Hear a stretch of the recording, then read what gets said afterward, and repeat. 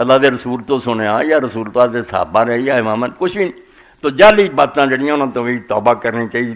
اور یہ ایک ہور بات بھی میرے ایک دوست نے آخیا کہ کئی لوگ آتے ہیں بھی نبی علیہ السلام نے فرمایا بھی رشتے دار نکاح نہ کرو، یہ وہ بیماریاں خاندانی جڑیاں آدی. اج کل ڈاکٹر بڑا پھیلا رہا ہے کہ نظریہ کہ اپنے قرابت منداں نکاح نہیں ہونا چاہیے.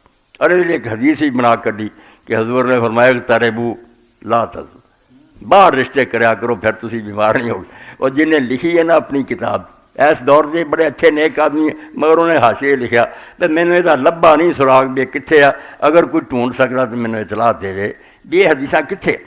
تو میں پھر انہوں ڈھونڈیا بھی ملا علی قاری رحمۃ اللہ علیہ اور امام شوکانی کی جڑی کتاب الفوائد المنذر بہت اچھا انہوں نے لکھیا کہ مجد الدین فیروز آبادی نے فلاں تو انہوں روایت کیتا دے نال دسیا بھی کذاب وڈا بے ایمان آدمی جنہیں گل کہی ہے اللہ دے رسول کچھ نہیں فرمایا.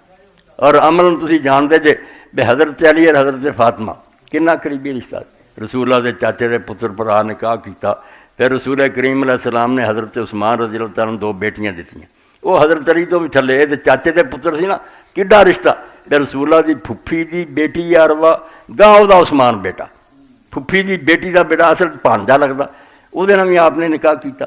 اور ابو العاص ابن ربیع سی جڑے حضرت خدیجہ دے بھانجے انہوں نے بھی بڑی بیٹی حضرت زینب دیتی.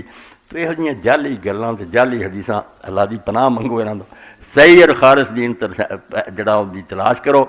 اللہ تعالیٰ مینوں اور تانوں سارن راہ راست دی طرف رہنمائی کرے اور زندگی ساری اللہ دے رسول دی رہنمائی گزرے. وآخر دعوانا الحمدللہ رب العالمین. اللہم صلی علی محمد.